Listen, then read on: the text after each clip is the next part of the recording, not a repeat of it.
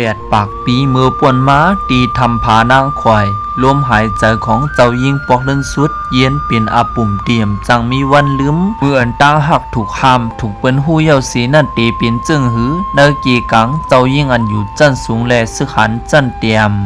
เลลองตาหักขาทั้งสองในเตสุดเสียงลอยจึงหืออันว่านั่นเฮามาหับถอมจอมกันตีเนออาปุ่ม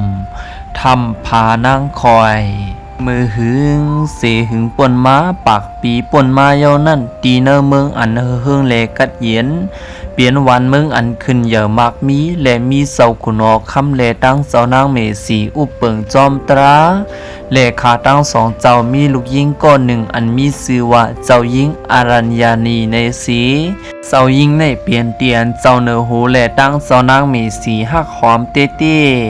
และมีอยู่วันหนึ่งเมื่อพ่ออันเจ้าเนอโหแลตั้งเจ้านางเมสีแลตั้งลูกยิงสาวมันเจ้ายิงอารัญญานีในกว่าเล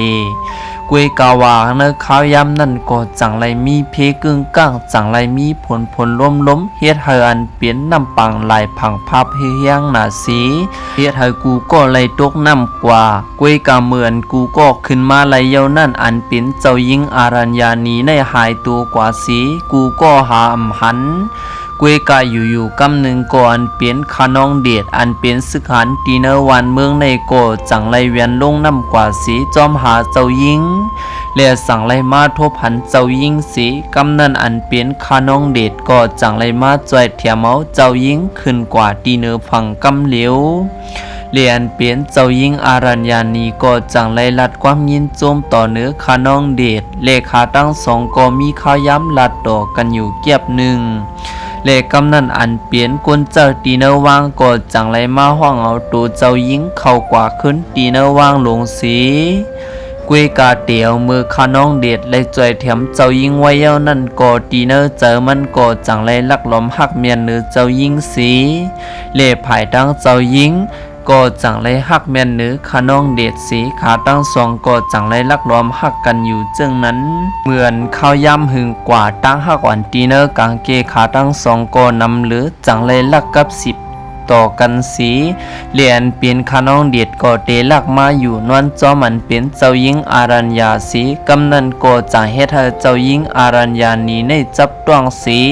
เลลองตั้งหักดีเนอร์กางเกเจ้ายิงจันสูงและซึกหันจันเตรียมก็จังไรปืดผุยเลสังเฮ็ดให้เจ้าเนอโหเจอล้ำเลสังไรขังเอาเจ้ายิงอารัญญานีไว้ดีเนอร์ห่างโหอย่าไปออกกว่าตั้งเลยไลในสี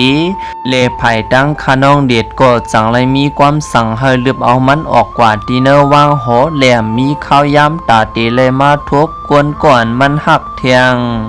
และเหมือนข้าวย้ำป่นกว่าลายเลือนเหมือนเจ้ายิงอารัญญานีตึกปุ่มเยอะอยู่นั่นอันเป็นขานองเด็ดก็จังไรเจอถึงลูกตั้งมีเลสั่งไรไว้เจอฮัด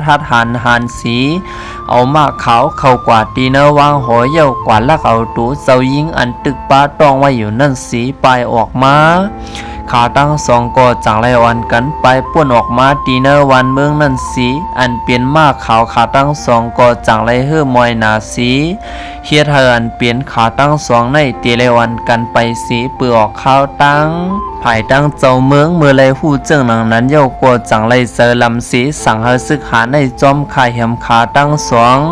เลซึกหันก็จังไรมาทบหันอันเปลี่ยนเจ้ายิงแลตั้ง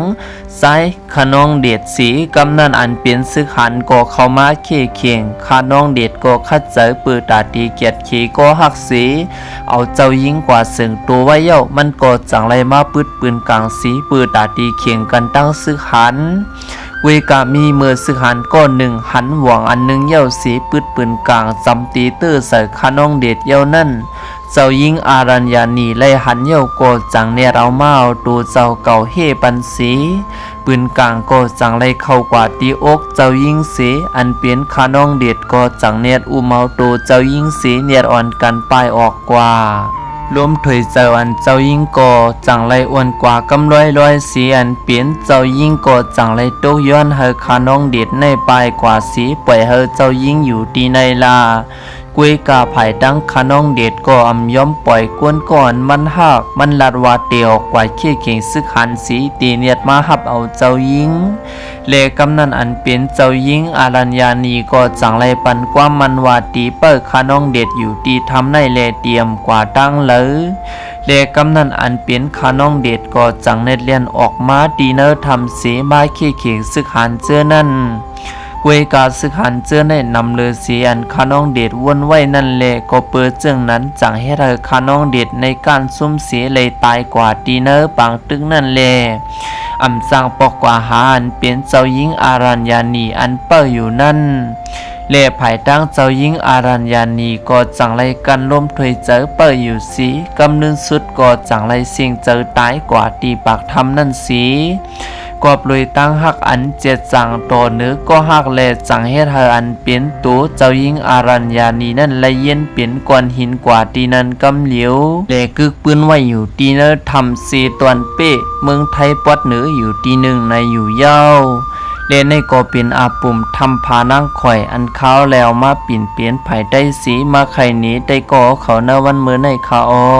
สังจึงขาวปิ่นไข่กว่ามีตีพิตีเปลืองมีตีโตคงโตขายกว่าในก็เขียนโตว่างขว้างปันขาวอย่านำสีกำทบกันเนอปุ่มเมื่อตั้งนาเขียนต่ออย่าลืมติ๊กไลค์ติ๊กแชร์เลยติดตามไว้ปันข้องอยู่ทุบขาวอย่านำสีกำคา